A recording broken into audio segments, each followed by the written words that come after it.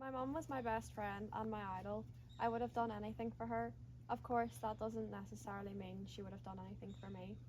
My mum and I lived in a small two-bedroomed house in Tandragee, Northern Ireland. It wasn't easy living there. My mother was a huge alcoholic and drug abuser. Our house was always full of people drinking, smoking, buying, and doing. The parties would keep me up well past my bedtime, almost every night. My mum was well enough to host. To me, that was just normal, my reality.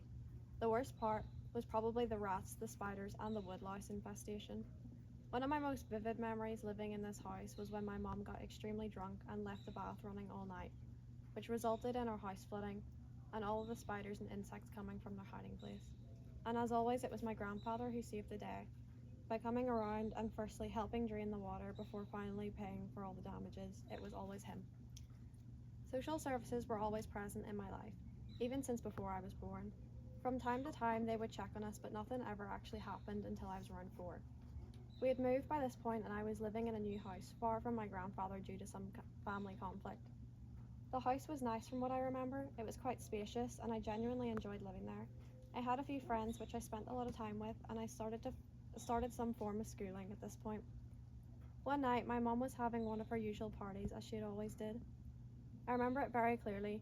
Brianna's Diamonds music video played on the TV, full volume, and bottles were everywhere. People danced through the smoke, and I sat watching on our leather sofa when the police arrived. I don't remember much after that, except for staying overnight in a police station and then waking up in a random house. My first foster home was strange. When I woke up and looked around, I immediately noticed the pipes behind the bed were completely exposed, all up and down the wall, and the room itself was very bare with just a wardrobe and a small dresser. The floor was made of wood, except it hadn't been sanded down or finished, so it was easy to splinter myself as well as the odd nails sticking up from the floorboards. To this day, I don't know how this lady passed as a foster care. She couldn't have been younger than 70 and would often forget I was even there. On my first day, she told me to play outside with her granddaughter, who, by the way, wasn't even there, and locked me out until dark during peak summer, so it could have been around 11 p.m. when I was let back in. I'm still unsure if a lot of my memories from this house are real, or whether I've imagined them over the years, but these are the parts I know for certain are real. When I finally got home, my mum was clearly shaken with her child being taken from her for the first time. She became hyper aware of the social services, and we began moving almost every couple months, sorry.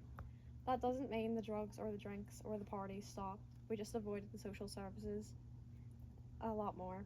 In an attempt to prevent the abuse that was happening underneath the surface at home, I was brought back to my grandfather in Tandragee through kinship care, which is essentially being fostered by a family member instead of a total stranger.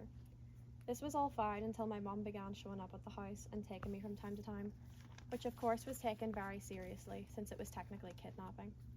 After 4 months of this arrangement, on a hot summer's day, my mum came round to take me, and of course my grandfather and her argued the bit out over her sudden appearance. I was scared of my mum and was hiding under the table from her, when suddenly an ice cream van's childish tune echoed through the kitchen. My mum dragged me out from under the table and told me I could get whatever I wanted and that she was sorry for scaring me. Of course I forgave her. What 4-year-old wouldn't give in when ice cream was on the table? I got a large whippy with rainbow sprinkles, a flake, and strawberry sauce, which was immediately melting into my hands. My mum was in the middle of paying when we could hear the dreaded sound of the police siren. I remember thinking, surely that's not for me, and someone has done something really bad. But I knew it was for me. I just had that heavy feeling in the pit of my stomach, just like the first time. My mum threw a £10 note at the ice cream man without even waiting for change, and she grabbed my arm and started yanking me towards the house. My grandfather stood in the door, looking pale, watching us run towards him. My mum had pulled my arm so hard that I ended up dropping my ice cream onto the drive. I complained to my mum that she was hurting me and that I dropped my ice cream because she was making me go too fast. Shut the hell up, it's your fault, she said without even looking at me. When we got inside, my mum broke into hysterics and knelt down and made me pray with her before telling me to hide. I ran under the table again and waited and waited and waited. Eventually, I crawled out and nothing seemed to be happening. I ran upstairs into my granda's room to look for my mum. She was passed out on the bed with a half-packed bag in my hand. I took the bag from her hands and saw it was my clothes that she was packing. There were a few clothing items and 2 stuffed animals. I took out the stuffed dog and put it in her hand before taking myself outside.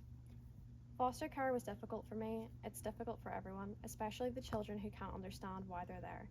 My mum used to always tell me that my foster parents stole me from her and that made them all out to be the bad guys in my life. Of course, this ultimately left me to be hating on my foster parents and making life extremely stressful for myself and them.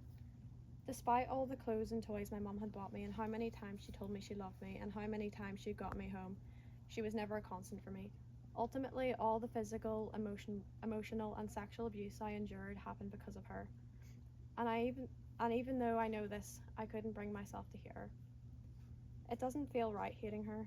My grandfather, on the other hand, who had never let me down. He had never missed a visit and fought extremely hard for me over the years. I would say he's probably one of the only biological family members I have in my life at the moment. I owe him a lot, keeping the family together with my mum and etc.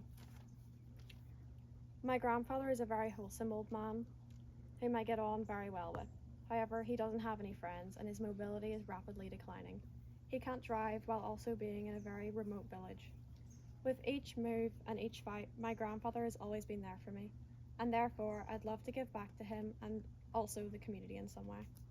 I hope that being here at FFI will help me expand my leadership and public speaking skills and also give me the support I need to help elderly people like my grandfather who may get lonely or is not able to get out of the house often.